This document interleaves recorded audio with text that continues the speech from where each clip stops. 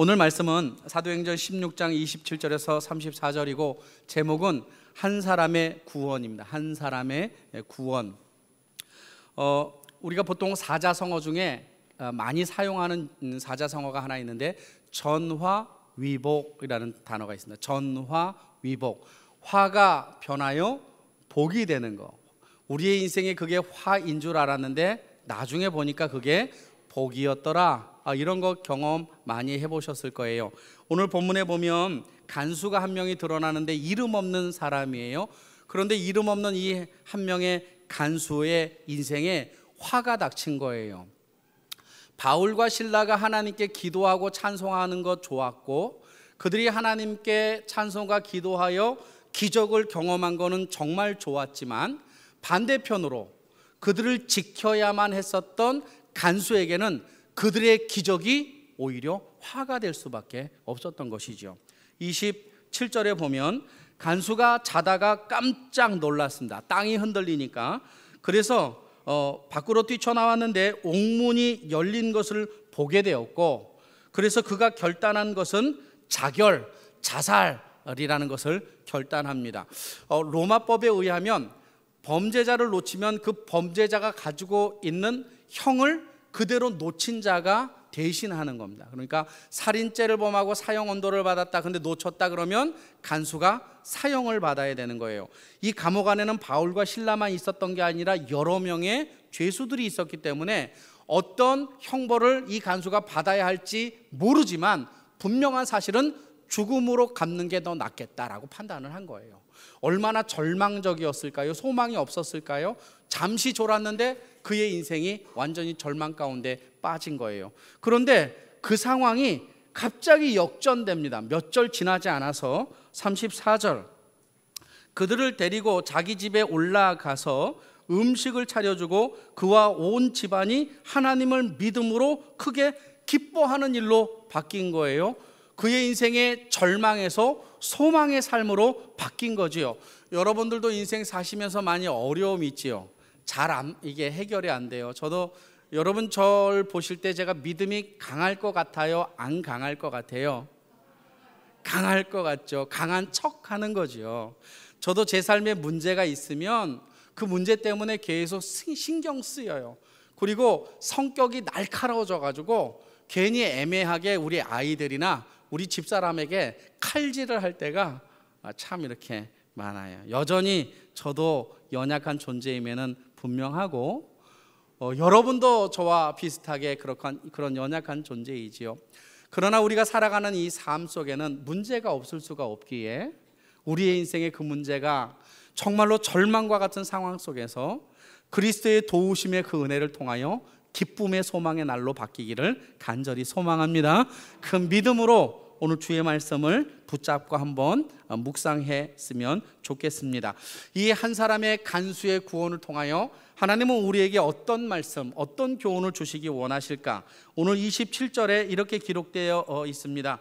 간수가 자다가 깨어 옥문들이 열린 것을 보고 죄수들이 도망한 줄로 생각을 했습니다. 그리고 칼을 빼어서 자결하려고 했는데 그 순간에 희소식이 들려온 거예요. 복음의 소리가 들려온 겁니다. 그 복음의 소리가 사도 바울의 소리, 멈춰라! 영어로 stop, 멈춰라! 라고. 다 도망간 줄로 생각했는데 이거죠. 여러분, 사람이 정말 힘들고 어려운 것은 자기 생각의 감옥에 갇힐 때입니다. 여러분, 우리가 감옥에 갇히는 거 그것도 위기이지만 내가 무엇인가 골똘히 생각하는 두려움, 걱정, 염려의 감옥에 갇히면 빠져나오기 정말 힘들어요. 이 간수도 자기 생각에 갇혀버린 겁니다. 그래서 죽지 말아야 될 것, 자살하지 말아야 될 상황임에도 불구하고 판단을 미스해서 그가 자살을 결심하지요. 이때 복음의 소식이 들려온 거예요. 그 복음의 소식은 멈춰라, 우리가 다 여기 있다 라고 바울이 이야기한 겁니다. 28절, 바울이 크게 소리질러 이르되 내 몸을 상하게 하지 말라, 우리가 다 여기 있다 라고 이야기한 거죠. 이 본문 말씀은 참 납득하기 어려운 거예요. 왜 납득하기 어려우냐? 바울과 실라가 기도하고 찬양할 때 기도와 찬양을 들었던 대상이 누구였느냐 하면 죄인들이 들었다고 그랬어요. 근데 갑자기 지진이 나고 문이 열리고 이 쇠사슬이 끊기고 그 다음에 문이 열렸어. 또 문이 열렸는데 죄인들이 도망가지 않은 거예요. 왜 도망가지 않았을까? 제가 이 말씀을 묵상하면서 아니 문을 닫아놔도 도망가잖아요. 문을 닫아놔도. 제가 서울의 안양에 있을 때 서울구치소 신우회 사역을 했습니다. 그 신우회 사역하면서 이제 구치소에 계신 분들을 만나서 예배를 드리잖아요. 그런데 제가 깜짝 놀라는 거 하나를 배워요. 뭘 배우냐면 구치소 안에는 죄인이 없어요. 구치소 안에는 죄인이 없고 다 구치소 밖에 죄인이 있는 거예요. 그 사람들 말 나는 죄가 없는데 여기 끌려왔다는 거예요. 나를 이렇게 보낸 친구는 저 밖에서 활보하고 다니는데 죄 없는 내가 끌려와서 나는 지금 구치소에 있다. 그래서 제가 참 독특하다. 어떻게 구치소에 있는 사람들은 죄가 없다라고 말하고 밖에 있는 사람이 죄가 있다라고 이야기할까? 여러분은 다 죄인입니다. 뭘 또 아멘. 또 나가죠. 열려 있는데 닫혀 있는 문도 뚫고 나가는 것이 이게 죄인들의 습성 아니겠습니까? 근데 희한한 거예요. 제가 묵상해서 내린 결론은 하나님의 강권하심이다. 이건 하나님의 누구를 위한 하나님의 강권하심? 바울과 실라를 위한 강권하심이 아니고 간수를 살리기 위한 하나님의 강권하심. 간수를 향한 하나님의 계획이 분명히 있었던 거예요. 그래서 그가 촛불을 가지고 뛰쳐 들어갑니다. 30절에 보니까 그들을 데리고 나아가 이르되 선생들이여 내가 어떻게 하여야 구원을 얻을 수 있겠습니까? 라고 이 간수가 그 이야기를 한 거예요. 절망 속에 빠졌던 죽으려고 결단했었던 이 간수가 갑자기 바울과 실라에게 그들에게 뭐라고 이야기했느냐? 내가 살 길이 무엇입니까? 내가 구원을 얻을 수 있는 방법이 무엇입니까? 라고 그가 그의 마음을 열었다는 거예요. 저는 기적은 감옥이 열린 것도 기적이지만 중요한 것은 사람의 마음이 열리는 게 진정한 기적인 것 같아요. 사람 마음 잘 안 열립니다. 여러분 예수 믿기 전에 여러분 마음 잘 열리던가요? 정말 안 열려요. 여러분 설교를 들을 때 불편하게 여기는 사람들은 마음이 안 열려요. 그래서 그 자리에 앉아 있지만 그 말을 들어도 괜히 답답한 마음만 생기고 힘든 마음만 생기는 거예요. 우리의 마음도 누가 여셔요? 하나님이 여실 줄로 믿습니다. 용서하려고 하는 마음, 사랑하려고 하는 마음, 그 사람을 용납하려고 하는 마음, 하나님이 우리의 마음을 열어주시지 않으면 우리는 자녀들조차도 사랑할 수가 없는 거예요. 기적의 문이 열린 것 대단한 기적이었지만 진정한 기적은 간수의 마음이 열린 거예요. 만약에 기적이 없었다면, 만약에 바울과 실라가 기도했는데 기적이 없었다면, 여러분 지금 바울과 실라가 기도하고 찬양할 때 문 열어달라고 그러지도 않았고 하나님 보시기에 그들 보기에도 기적이 있어야 할 이유가 없어요. 왜 기적이 있어야 할 이유가 없느냐? 35절 보세요. 날이 샘에 상관들이 부하들을 보내 이 사람들 놓으라고 했어요. 이미 그들은 풀려나기로 결정되어 있는 상태예요. 하나님이 모르시나요? 다 알지? 내일 아침이면 풀려날 건데 그 밤에 찬송하고 기도하고 너희들 좀 쉬었다가 나가라 그래도 되는데 하나님은 이상하게도 그들이 기도하고 찬양하니까 그들에게 기적을 베푼 거예요. 나중에 보니까 이 기적은 간수를 위한 기적이었던 것이죠. 이런 거예요. 그 기적이 없었다면 간수의 마음이 열리지 않았을 거예요. 여러분 우리가 이 땅을 살아갈 때 이런 생각 많이 해요. 왜 나에게는 기적이 없을까? 왜 나에게는 하나님의 만지심이 없을까? 왜 나에게는 하나님을 붙잡고 살아가는 삶의 체험 같은 이런 것들이 없을까라고 우리가 고민하고, 다른 어떤 사람에게는 저 사람은 정말 믿음 생활 참 잘하는 것 같아요. 근데 여러분 그 사람 베껴보잖아요. 거기요. 기도 응답 받고 막 이렇게 소리치며 외치는 사람 봐도 다 거기요. 근데 놀라운 건 뭐냐면 한 사람의 구원받은 이 간수를 통해서 하나님은 우리에게 무엇을 얻기를 원하느냐면 그 사람의 기적을 통해 우리의 신앙의 마음이 열리기를 원하신다는 사실이에요. 여러분 우리가 주님 앞에 메어 달려 기도할 때 우리의 자녀의 마음이 열릴 줄로 믿습니다. 우리의 인생의 길들이 열리는 것이 우리의 삶 가운데 하나님이 주시는 놀라운 은총이다. 그래서 첫 번째, 한 사람의 구원을 통하여서 마음을 여시는 하나님을 만나기를 간절히 소망합니다. 잘 안 열리죠? 그죠? 막 열어야 되는데 남편에게 막 안 열리고 아내에게 안 열리고 그래요. 기도하시기를 간절히 소망합니다. 두 번째는 그가 그렇게 요청을 30절 그들을 데리고 나가 이르되 선생들이여, 여기서 말하는 이 선생들은 주여 이렇게 말하는, 주여 이렇게 말하는 거. 선생 라비어라고 부르는 거 아니라 퀴리어스, 주님이여 이렇게 부른 겁니다. 근데 그러면서 뭐라고 질문했느냐? 인생의 본질적인 질문을 던진 겁니다. 어떻게 하여야 구원을 받으리까? 라고 이렇게 했습니다. 어떻게 하여야 구원을 받으리까? 라고 질문을 던진 거예요. 그런데 너무나 싱거운 대답을 바울과 실라가 한 거예요. 그 싱거운 대답은 뭐냐? 주 예수를 믿으라 했어요. 주 예수를 믿으라. 제가 젊었을 때 교회 생활 참 열심히 했는데, 젊으면 고민이 많습니다. 젊으면 사색하는 것도 많고, 논리적으로 납득이 안 가서, 이성적으로 납득이 안 돼서 하나님을 믿어야 될지 말아야 될지, 아니 홍해를 이스라엘 백성이 건넜다고 하는데 홍해 그 이후에 한 번도 이스라엘 사람이 그걸 건너본 적이 없는 거예요. 그러니까 젊으면 사고를 좀 이렇게 하거든요. 논리적으로 이렇게 제가 질문을 하면 이제 우리 그 청년부 회장이나 부회장은 이렇게 저에게 대답했어요. 성경에 말하기를 성경을 가지고 답을 찾아서 얘기를 해요. 그러면 저는 젊은 마음에 뭐라고 그랬냐면, 성경 말고 내가 이해할 수 있는 대로 대답해 주세요라고 저는 그렇게 외쳤던 것 같아요. 여러분, 우리가 이 땅을 살아갈 때 우리의 삶의 길, 우리의 삶의 답이 하나님의 말씀 안에 있는 줄로 믿습니까? 그것을 우리에게 아멘도 벌써 안 하잖아요. 다시 한번 제가 여러분에게 기회를 드릴게요. 우리가 인생을 살아가며 우리의 삶의 길이, 우리의 삶의 답이 하나님 말씀 안에 있는 줄로 믿습니다. 그래야죠. 근데 이게 안 믿어진단 말이죠. 교회를 오래 다녀도, 직분을 가져도 하나님의 말씀이 살아서 내 삶 가운데 역사하고 그 능력이 내 삶에 체험되며 어떤 상황 가운데서도 죽음과 기근과 우리의 삶에 여러 가지 환난이 있어도 하나님은 나를 버리시지 않을 거야라고 굳게 믿어야 되는데, 우리는 좌절하고 낭망하고 다른 데서 길을 찾으려고 애를 쓰고 살아간단 말이죠. 우리는 왜 그럴까? 아마도 이 간수가 그렇게 질문했을 때 그럴듯하게 로마의 법전이나 사람이 살아가는 패턴들의 이야기들로 이 간수에게 이야기했으면, 이 간수가 어쩌면 더 심한 반응을 했을지 모르겠어요. 근데 바울과 실라의 이야기는 너무 단순해요. 주 예수를 믿으라. 주 예수를 믿으라. 제가 여러분 사업이 힘들고 어려워도, 그리고 또 자녀가 키우기 힘들고 어려워도, 또 부부관계가 힘들고 어려워도 이렇게 얘기 한번 해볼게요. 예수를 진정으로 만나기를 축원합니다. 예수 만나면 그 삶의 모든 문제가 해결돼요. 나는 길이요라고 그래서, 예수님이 길이고, 예수님이 직접 말씀하셨잖아요. 나는 진리이고, 세상에 어떤 것보다도 주님이 말씀하신 것보다 더 위에 있는 것은 없는 거예요. 나는 생명이고, 사람은 누가 살려요? 하나님이 살리는 거예요.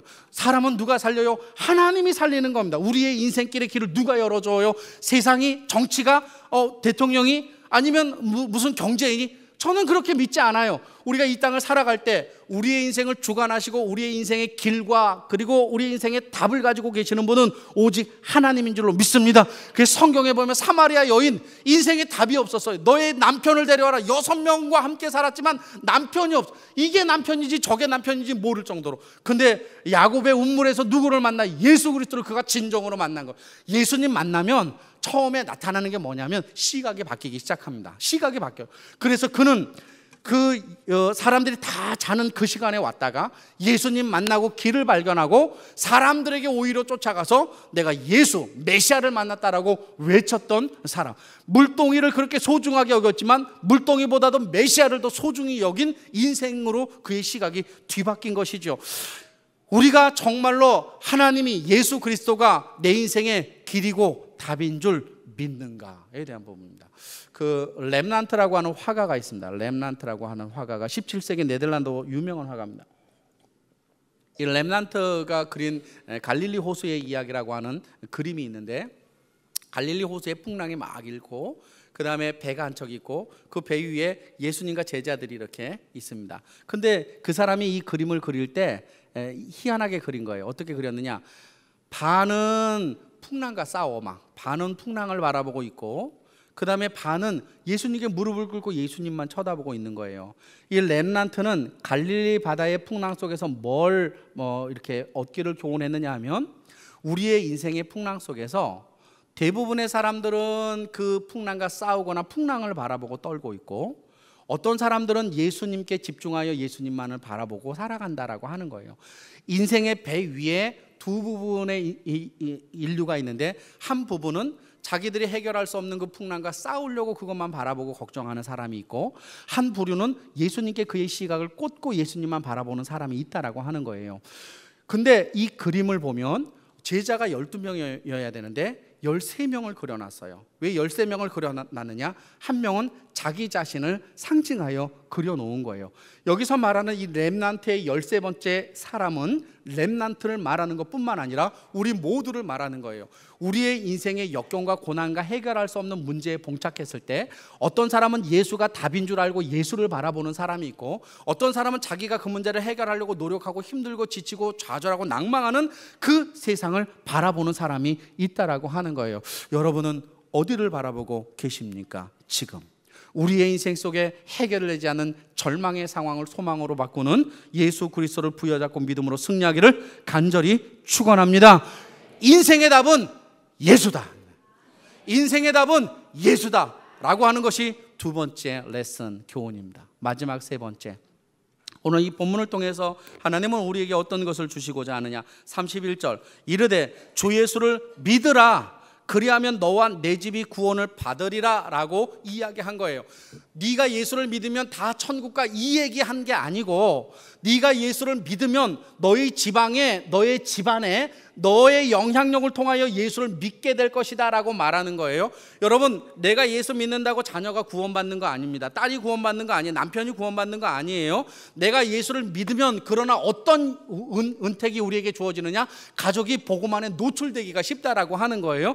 그래서 네가 예수를 믿으면 너와 내 집이 구원을 얻게 될 거야 라고 예수님이, 바울이 지금 이 간수에게 이야기한 거예요. 근데 간수는 아직도 자기가 예수를 믿는지 안 믿는지도 제대로 파악하지 못하는데 어떻게 가족을 믿겠어요? 근데 이 간수에게 있어서 중요한 것이 있었죠. 그 뭐냐면 바울의 이야기를 믿었다는 거, 바울의 말에 반응했다는 거, 바울의 말씀을 붙잡았다라고 하는 거예요. 그래서 그는 자기뿐만 아니라 자기의 가정을 오픈해요. 오늘 본문에 보면 31절 이르되 주 예수를 믿으라, 그리하면 너와 내 집이 구원을 받으리라, 그리고 네가 가서 전도해라, 그렇게 말하지 않고 32절에 주의 말씀을 그 사람과 간수와 그 집에 있는 모든 사람에게 누가 전한 거예요?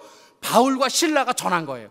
그러니까 이 간수는 하나님의 말씀을 그대로 믿은 거예요. 잘 모르지만, 아 그래, 내가 구원받는 건 오직 예수 그리스도, 우리의 가족도 예수 그리스도로 구원받아, 그래 내가 그 말씀에 반응할게, 내 마음도 열고 우리의 가정도 문 열게, 나는 아직 못하지만 당신들이 그러면 한번 해봐라 라고 맡긴 거예요, 그의 가정을. 그랬더니 바울과 실라가 그 가정에 들어간 거가 됐죠. 32절 주의 말씀을 그 사람과 그 집에 있는 모든 사람에게 전하더라. 근데 놀라운 사실은 그 밤, 그 시각에 저는 이거 막 전율이 찌릿했어요. 하나님의 역사는 즉각적으로 일어납니다.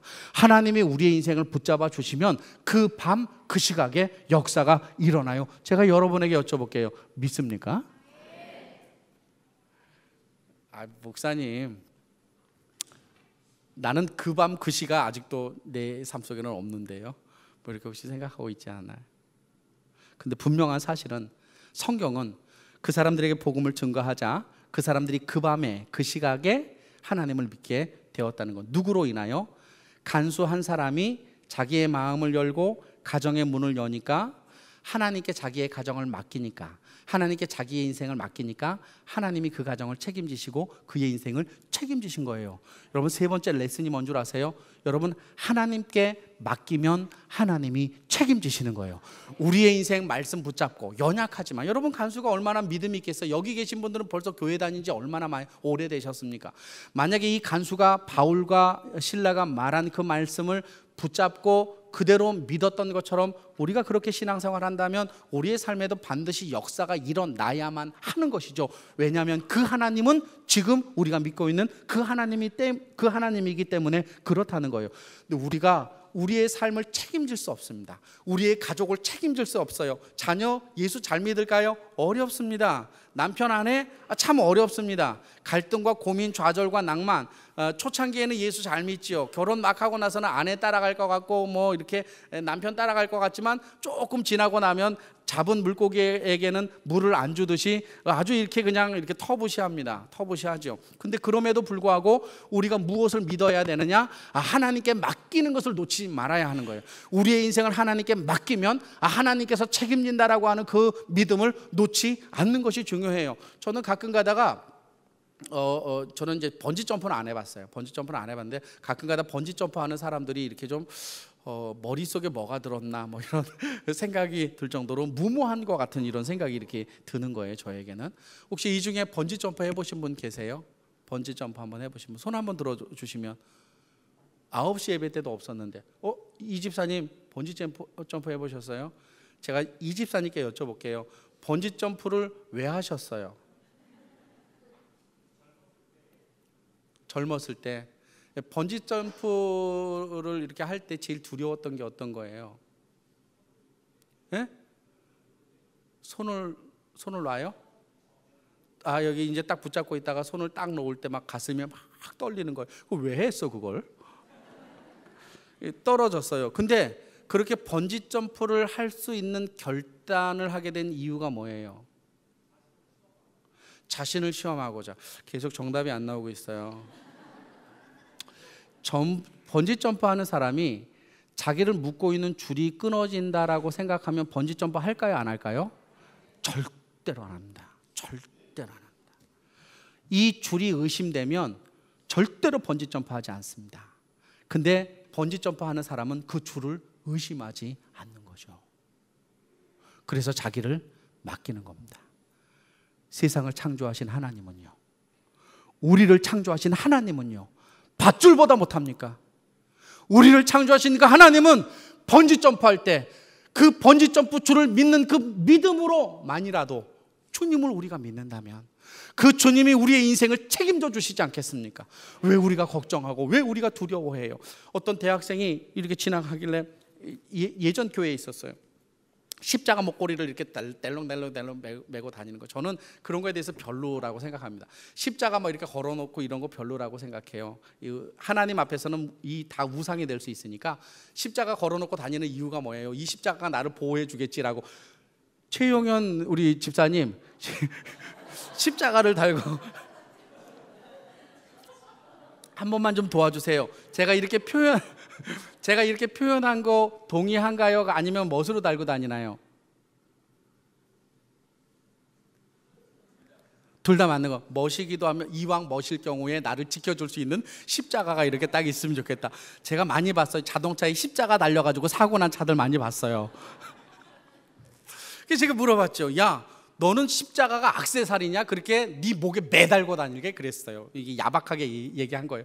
그 친구가 뭐라고 하냐? 목사님 그거 모르세요? 저는 십자가를 매달고 다니는 게 아니라 내가 십자가에 엎혀 살고 있어요. 내가 십자가에 엎혀 살고 있어요. 그거 보니까 믿음이 저보다 낫다고요. 여러분은 우리의 인생을 주님 앞에 맡깁시다. 그리고 그 맡긴 그 은혜를 통하여 지금도 내 삶 속에서 역사하시는 주의 은혜를 경험하고 우리를 책임지시는 주님을 만나기를 간절히 소원합니다.